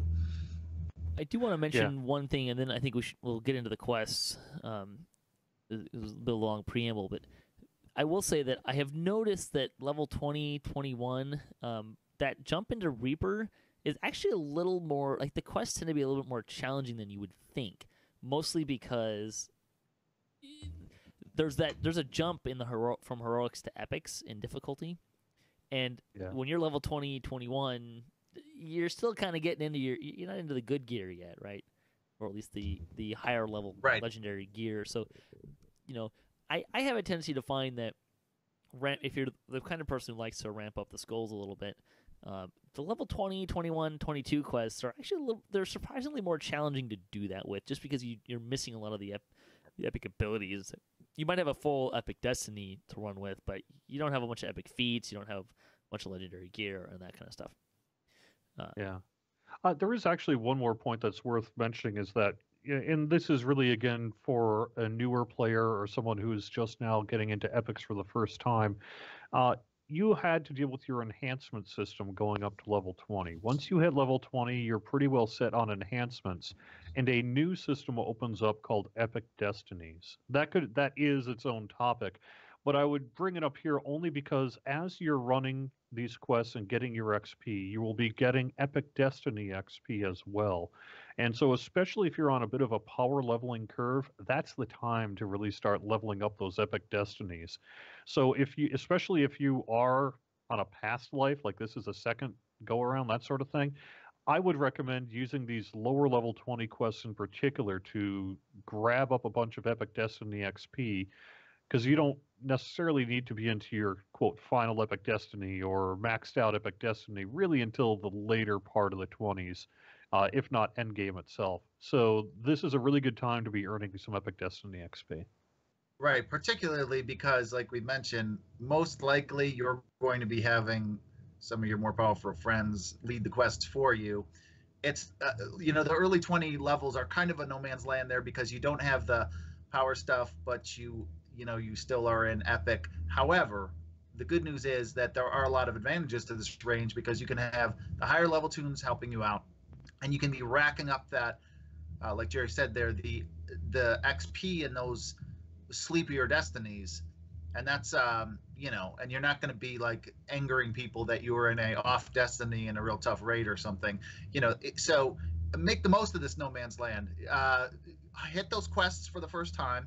Have your higher level friends helping you. Don't have run these quests in heroic, and go to an off destiny. And that's my main advice for these early epics. Yep. All right, let's get into the quests, because there's a few more at this level than some of the other levels we're going to talk about tonight. There's a couple of quest chains, and I want to just throw one out really fast. Before we started recording, Jerry said, this will be the easiest podcast ever. Just run these 4 quests over and over and over again, and you'll get to no problem. I wasn't wrong. Yeah, it is kind of a common thing. Spies in the House, which is, if you know what you're doing, probably one of the more lucrative daily quests. I will say if you don't know what you're doing, it may be one of the more frustrating daily quests because there's some Mario involved and stuff like that. Took a while for me to learn it, definitely, and it's a very geographical, memorization-heavy quest. Let's just put it that way. You've got to really remember your way around there, and you know what? On the court here, you're going to have a lot of players that are just going to zerg through that real fast ahead of you. You know, go in there with one of your guildies who's going to show you how to do it the first couple times, or a friend, because you're not going to be able to keep up with people that run it. So don't get angry about that.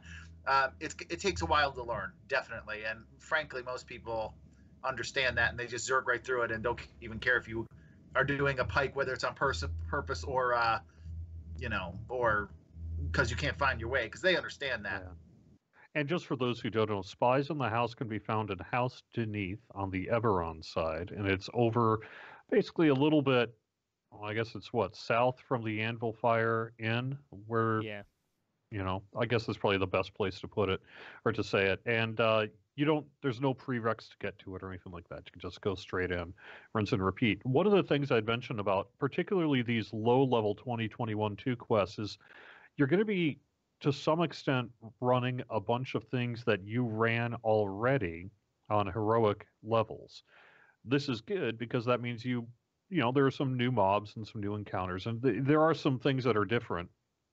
But for the most part, it's a lot of the stuff that you already did. So if you already know Vault of Night, if you already know, say, the Red Fens, things like that, that's an advantage here because you can run that stuff again on Epic, load up on all that XP, and really it'll be a little bit of an easier experience for you. Wait a minute. Although my advice is don't run it on heroic, so you get that huge burst of first time XP is my advice. Depends on what you're doing. Yeah. Depends on which quests you're talking about. But some of the quests became epic long after as well. But still, I did say run the Vons. Run the Vons. Run the Vons. You think run the Vons in heroic? Yeah. Run the Vons. Just pretty much if you're level 8 and up, you should probably be running the Vault of Night somewhere or other. That's my suggestion. Well, let's talk about the Vons, which is there's 2 at level 21. We have a little philosophical difference here, but that's okay. That's why we're on the show. There's 2 there's 2 Vons at level 21, and there's 4 at level 22 if you include the 2 raids. Von 3, the Jungle of Kyber, would probably be the more popular daily run. Von 1 and 2 actually are not very lucrative. Most people tend to do them because you just kind of knock out the whole chain, and then you can run the raid, or the first part of the raid, which is very lucrative XP if you can get through it pretty quick. Mm-hmm. I think I've hit something like 250,000 on the right weekend with an XP pot and stuff like that. Yep. Oh yeah. So it's definitely worth it to do 1 and 2, but they're not as lucrative as the other ones. I would say 4 is. I know some people who will run it as part of a daily run because it is good XP, but it's probably the more challenging of the 4. Oh, definitely. Yeah. But that said, you're going to want to run all 4 of them at least once. I mean, you're talking about leveling up at level 21. You're going to want to run all 4 of those, all 6 of those, really, probably at least once. And then you're right. Probably use Von 3 as a daily. Right. Von 3 is definitely a daily on Kyber for sure. And, Epic Von 3. And my personal advice, that's why you have me on the show, is to save 3, 5, and 6 for Epic. Definitely.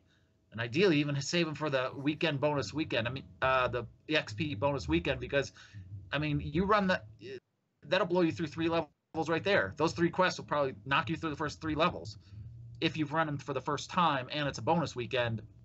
So I'm just talking about really maximizing your time here as far as getting that first time bonus. And, that's why I always save definitely 3, 5, and 6 for Epic. First time. 3 is nice too. The Vons in general are pretty nice because it's they've got a good variety going on, and 3 has a pretty wide variety of mobs, so it doesn't feel too grindy as some of the other ones can compare. And again, I'm trying to help players who maybe don't understand all the terminology we're talking about. We're talking about the Vault of Night quests, and these can be found in House Kundarak. They are level 20 and 1 and 22, depending on Epic, and they're pretty easy to get to. It is an adventure pack, but you probably already have that adventure pack. And if you don't, it's probably one of the ones that you're going to get recommended. So, yeah. Not highest on the list, but it's pretty good, pretty high on the list. Let's talk about the Red Fens, which is also in House K, which you're probably not going to find on anyone's daily list. The one thing that is nice about it is if you can run it either heroic or epic, one of the 2 areas, it's House K favor, so you're going to get the bank, which is great. The quests themselves, I think, are also kind of fun and a little bit different. Yeah, this is one where I kind of what you were saying, Salalazing. How do I say it? Salalazing? Salalazing. Salalazing. Sorry about that. Perfect. Yeah, so I usually save these for Epic. I'm not usually running the Red Fens on Heroic level 9, just because there are other quests to run instead. And so I will often use these as I'll run through them once. Again, not over and over again necessarily, but pretty much whenever anyone wants to. But I'll save those for that first burst Epic XP. Yeah, not to get off topic here, but yeah, around mid-levels there, even if I'm just running for favor in the low teens, I'm going to want those bank slots to open up. So even if I have saved those Vaughn 1 or 2 through 4 or however many of those, plus the raids, I'm going to go back through the list and knock out all the Kandaric favor, because you want to be getting your bank by no later than mid-teens. Yeah, but if you're going up to, depends on what you're doing and what you need access to. But if you're hitting epics and you haven't done Vons or Red Fens, good place to start. They're not too terribly difficult. They're some of the older content, so they're not as difficult as some of the newer content. And you run those through a nice, great favor. The one kind of thing to know in Red Fens is Into the Deep. You have to have run all of the other 3 quests to run it. You can't red box it, which would be, that's to say, you can't run the quest without having the quest in your quest log. So that becomes a little bit of a problem sometimes, because people might kind of come in and come out and stuff like that. So, correct. And if you're a sneaky person, Cloud Volcuro is the fun one. Yeah, I do find the Last Stand Stand to be. Sorry, go ahead. No. Oh, do you need to flag for that every time, or once you've run those 3, you can run that? I don't remember. I don't run that too often. You just have to run the 3 once. Okay, so you have to run the whole chain each time. You only have to run the 3 once to run Into the Deep, and then you can run into the Deep as many times as you want. Oh, okay. Yep. I was going to say, of all those quests, the Last Stand is the one where I see people fall apart in Epic more often than not. That one because that one actually gets a little trickier than you might think. It ramps up in difficulty. So, yeah. Let's see. Should we talk about Devil's Assault and the Chronoscope? Sure. It's kind of a... it started as a special event. The Devil Assault quest came as a special event when the Devils invaded the market, because the devs decided they want to get rid of the market tent. Mm-hmm. And it's Devil Assault's a weird quest, because in Heroics it's level 6, 12, 18 on, quote, normal, hard, elite. You do not get a bravery streak bonus in this quest, regardless of what level you're running at. Because of that mechanic, they turned it off for that. Yeah. It's pretty much just a hide in a room or hang out in a room and kill everything that moves. It's gotten easier as we've become more powerful. It was pretty tricky when it came out. Oh yeah, when it came out, it was actually fairly difficult. But yeah, now it's easy peasy, and you don't even have to know the map, because it's just one room basically. Yeah, that's a very low geography quest if you want to balance out, spies. And that's a great place for new players, as you get 2 tokens, so you're going to be 1/10 of the way there to getting your reincarnation stone or heart every single time you run that quest. So that's a real popular one for getting tokens, and sometimes even other players will even pass you tokens. Yeah. It is a bit of a long, can feel like a bit of a longer quest because you spend some time waiting for monsters to spawn. And if you just kind of hop in the quest and look at the XP you get at the end and for the quest itself, it's very misleading because at various intervals you get XP for having lasted to that point. And that XP is actually pretty sizable when it all kind of adds up. It's very sizable. As a matter of fact, depending on how we've done the math, and it's up there in probably the top 10% of XP per minute quests. It's way up there. People have asked over the years, well, can we just get rid of the waiting? Get rid of the waves so I can just go over wave 1 to 2. And the answer is we could, but then we would have to nerf the XP because it would clearly be the one choice if we kept the XP as it was and we didn't have that time gating in it. Yeah, that's why I work on my gear in between rounds there. Yeah. Sorting out my epic gear, I usually run that right after 20 or 21 and, kind of sort through the gear. So, hey, do some time management, some horizontal job stacking in there. The Chronoscope, which kind of is the same pack, and that's the one that kind of relives the anniversary event if you miss it, which came out because people were sad that they missed it, right? That was kind of the whole shtick behind it. You're probably not going to run it very often, if ever. I do recommend running it at least once. It's worth the one time. You probably won't run it as a bravery streak or anything like that. No, it's not a hard question. It's just hard to find people for it. The nice thing is there's no flagging, so yeah. But it's not until someone puts up an LFM, people tend not to think about running it. Exactly. I often find people running it in my guild just because, hey, it's Friday night. We're like, what raids can we run? I haven't flagged for this one. I haven't flagged for this one. And you can always run the Chronoscope. I would also say the other nice thing about the Chronoscope is, depending on what difficulty you run it on Epic, you really don't need 12 people in there. You could get by with, depending on your power level, it's pretty four or whatever. So. Yeah. It's a pretty dated challenge level now. You don't need more than a handful of epic players. And the optionals in that are pretty good as well. And you can kind of split the party up too.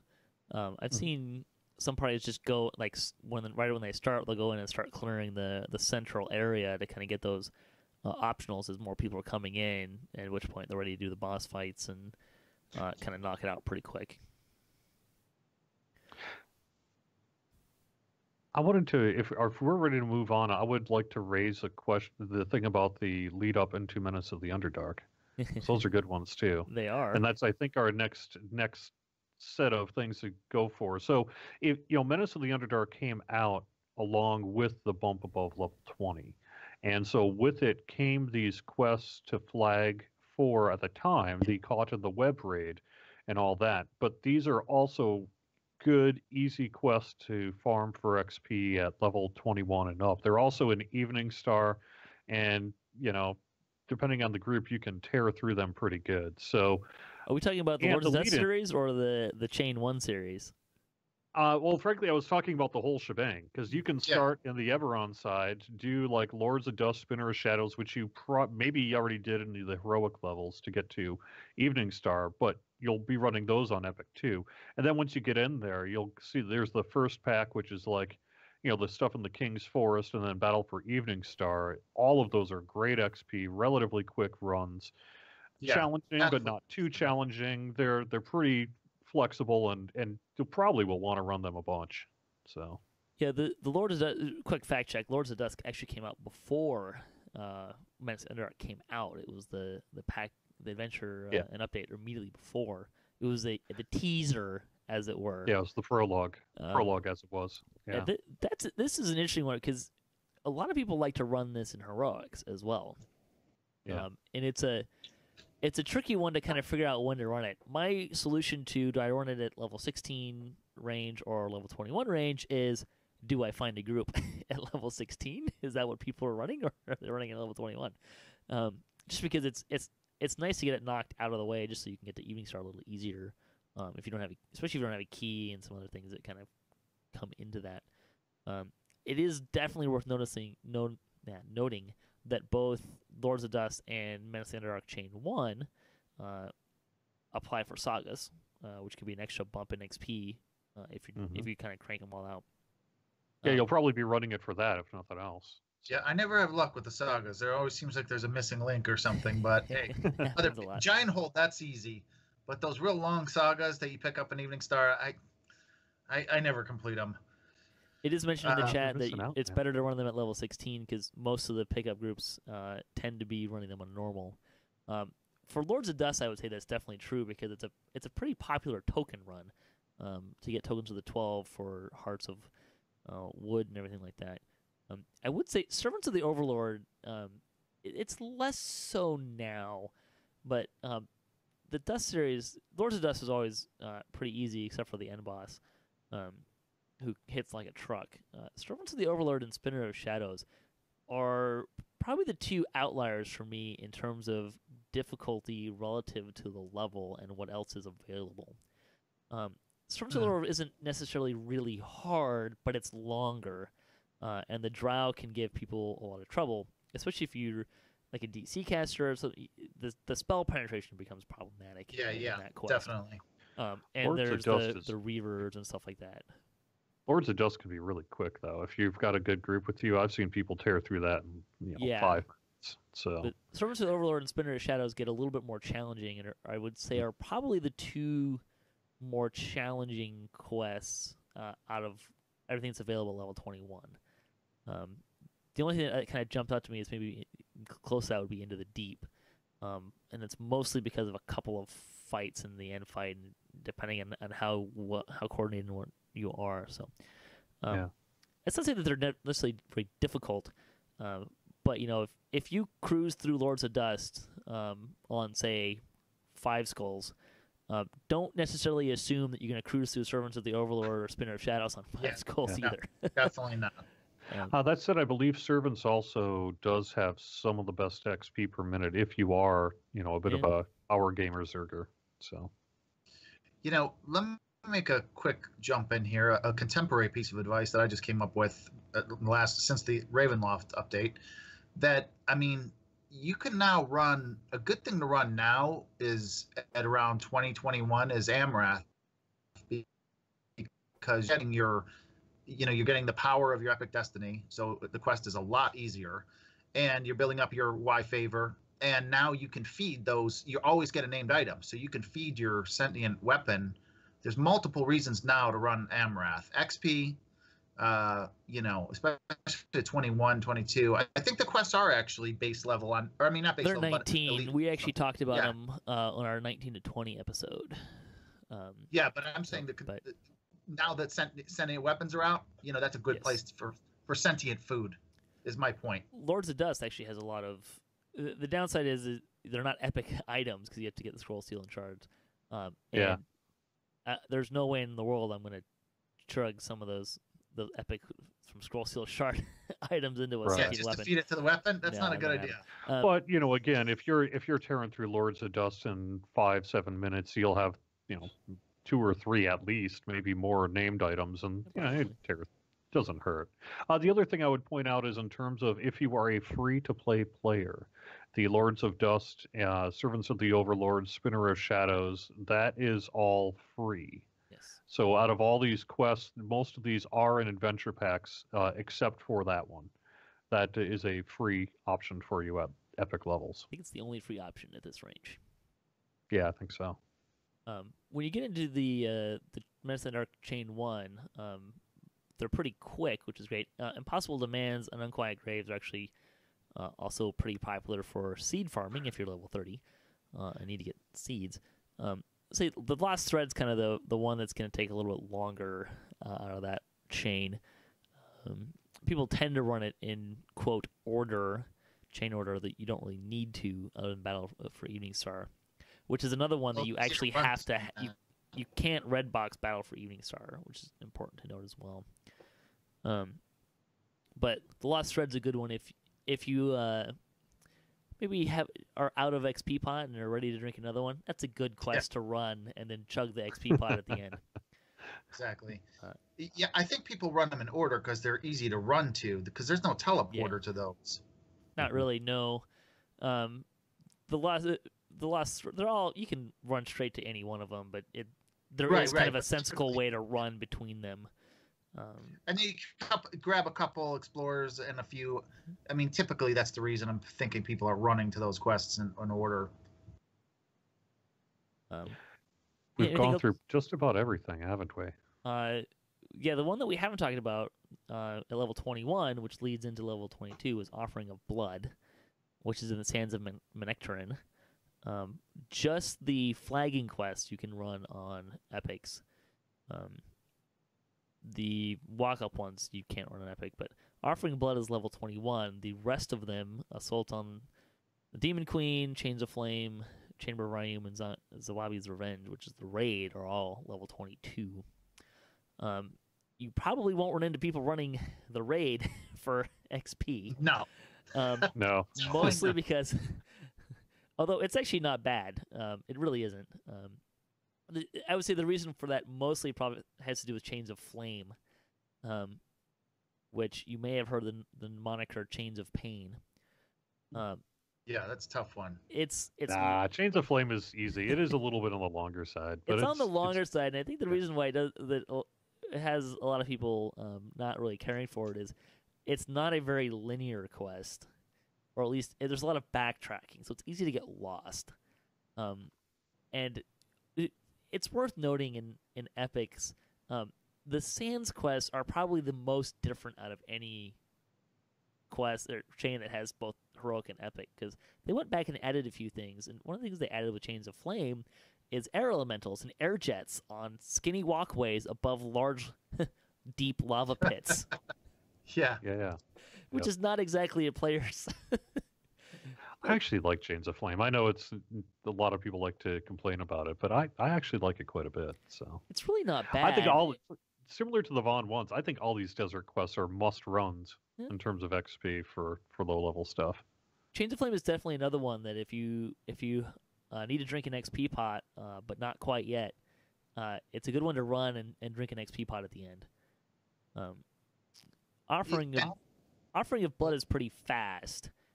Very. I would actually say daily. That's definitely a daily for Kyber. I see that all the time. That's OBB is about as straight line as you can get. Yeah. You literally run in a straight line. We actually need a few more of those kind of quests where it's like an assault quest, except for you have to run, and it doesn't stop until you get where you're going. So, Chamber of Ryum, which is more commonly known as Whiz King, is definitely a very popular daily run, and it can be a longer quest, but usually what happens is people split into the three towers, so you do 3 teams of 2, which also generally means higher skulls not recommended if you're planning on splitting up. But there's a lot of bonus XP or optional XP in this, so it's not really good. It's not a very good one to pull drink the XP pot at the end, because you're going to miss out on a ton on the way there. Yeah, even if you take your time in Chamber of Ryum, it still is among the best XP per minute in the game. It's huge. With 6 good players, you can finish that in 5 minutes tops. I mean, if they know what they're doing, and you accurately get the some players call different towers different, like Tower 1, Tower 2. They have a little different nomenclature, but if you're on the same page, 5 minutes with 6 players easily, and that's phenomenal XP. That's a daily for sure. Yeah. The pre-raid is actually also really good XP as well, and you can split up in that really effectively as well. Again, people tend not to run it very much because you have to run Chains of Flame to get there. I think is really kind of the people. The power gaming Zerging crowd tends not to run Chains of Flame. So. No, and that's usually the crowd I like to hang out with between levels 20 to 26, frankly. But hey, I think Chains of Flame is underrated. It's I agree actually with you. Not that difficult. I mean, totally it's really agree with not that tough. So I tear through Chains of Flame, and with all the optional XP you get in there too, you're getting a lot of XP. So I think quests in Jerry's general have gonna run done that just for you tomorrow. Do it. Maybe today even. Get off the computer and run Chains of Flame. That's it. I think quests in general have become shorter in length. The Dragonborn two quests being kind of the outliers recently. So Chains of Flame feels a lot longer than some of the players who were playing back then might have felt it being. But now you want to talk about a quest nobody runs at level 22? That would be In the Belly of the Beast. Yeah, another underrated quest. It's not that bad of a quest. I know, it's such a cool quest, actually. I think I've only ran it one time ever. I'm like, this is the coolest quest ever. You get eaten by a purple worm. Yeah, that's awesome. Which everyone should do at least once in their life. Yeah. You should only do it multiple times if you've survived the first time. The reason, just to be fair, the reason why it tends to be run less often is it's difficult to get to. Yeah. Because it is in the Underdark, and it's sort of on its own weird little place. It also has a fairly complicated NPC mechanic at the start that tends to confuse people. It also has a very difficult initial fight with a lot of drow that people tend to get overwhelmed with fairly quickly.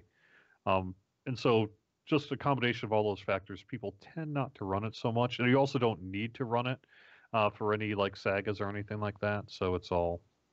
There are some that have it, but it's a very common one to skip. Its partner one is Don't Drink the Water, which is in Evening Star on the Well. So if you can skip one for free as a VIP, usually people are going to skip In the Belly of the Beast because you could run Drink the Water. It's really easy to get to. Yeah. Speaking of which, Don't Drink the Water is easy to get to. Has a fairly easy quest, and then the dragon hits a lot harder than anything you've run up to.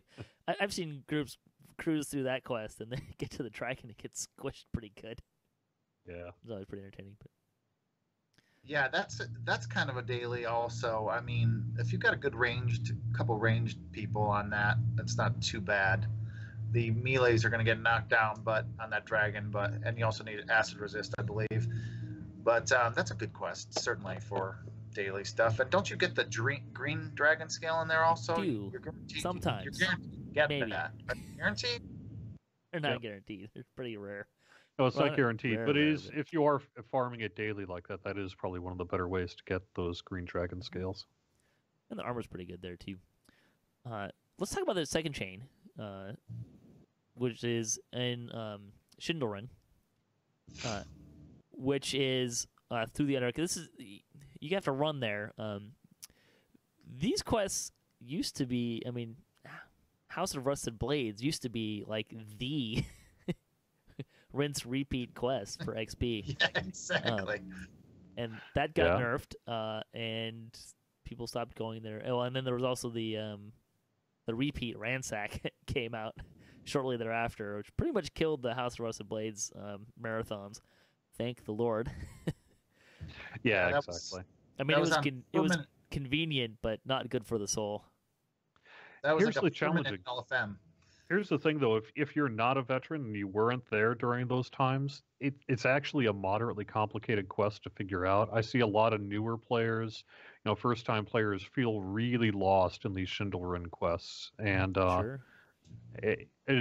just because there's kind of an assumption that you were farming it to death back then if you're playing with veterans, and so they're just going to tear off and leave you in the dust if you're not careful.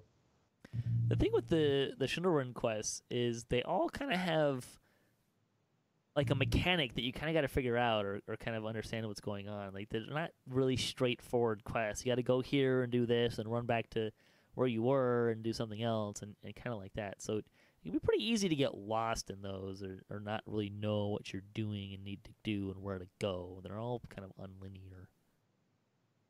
Yeah. That pretty much wraps up all of the quests. We should mention Lord of Blades and Master Artificer. Again, you should run them at least once if you can find a group and you're flagged. But you're not going to run these are not quests that are going to be part of your leveling routine. They are two of my favorite raids, however. I am quoted on the show several times of saying the Lord of Blades is the best raid boss. And that may still be true. There's a couple of the newer raid bosses that kind of push that a little bit, but and the Master Artificer is still one of my favorite overall raids, just because of how you put all the elements together. So I do recommend running them at least once if you can find a group for them. it's they're hard to find a group for though. People don't tend to run the flagging quests because they're level 19, and there's some issues with some of those, and they're great XP, but they're a little bit longer. I think people just kind of associate longer quests with less XP per minute, even though it's not always true, as we've mentioned a few times. But the Lord of the Blades and Master Arts aren't great XP anyways, because they're raids and they're not really short either. Anything else you guys want to mention? Level 20, 21, or 21, 22? Yeah, we went through a lot of quests, but I have to admit, usually what I tend to do personally is I run the Servants of the Overlord, Lords of Dust, Spinner of Shadows, Beyond the Rift. I'll run Devil Assault, and I will run Vaughn 1, 2, 3, and 4, maybe Spies in the House, and I'm level 22. And then at level 22, I'll be running, say, the Manectar Desert quests and any more Vaughns that I need, and next thing I know, I'm level 23. So I actually find these are fairly easy and quick levels to get through. They're very easy, quick levels to get to. And one thing I want to mention also is that, like I said, my tip of not running them in heroic, and then there's on Kyber at least around after work is usually when I play around 6 p.m. Eastern, and there's always a daily group that runs about 5 to 10 of those quests, and you can just fly through those levels. And then if you do come back around, I mean, I hope that newer players do know that if you do an epic TR, this is a great set of levels where you can do the trick where you go to the Slayer areas, because there's lots of Slayer areas in that range, and just have a few Slayers short of a level or of a Slayer break, whatever you want to call that, like 199 kills, and then go through those 5 or 6 areas with an XP pot, and you're going to get a level right there. Yeah. We will be talking about Slayer's areas. Will be a whole nother discussion too in the future as well, so we'll get more in depth on that. But yes, 21, well, really 20 to 22, and even a little bit farther than that, I find that generally the thing that slows me down the most is not toning down the difficulty, as Jerry was kind of alluding to before. So definitely things to keep in mind. All right. Always be questing. Yeah. Always be questing, and then you'll be level 23 before you know it. RBQ, I mean. Yeah. All right. Well, thanks for listening. Join us next time. We'll be continuing to talk about leveling. We'll talk about levels 23 and level 24, those quest levels. I want to thank my guests here today, Cordovan and Salalazing, for joining me. If you want to support the show, you can visit our website, DDOCast.com, or you can support us on Patreon. You can also find show notes, past shows, and such on our website. You can also find us on social media and follow us for those latest cast updates. I'm at DDOCast on Twitter. If you'd like to join us in the discussion, you can leave a comment or email us at DDOCast@gmail.com. So until next time, may all your attack rolls be crits, all your chest level appropriate, have fun, and don't forget to gather for us.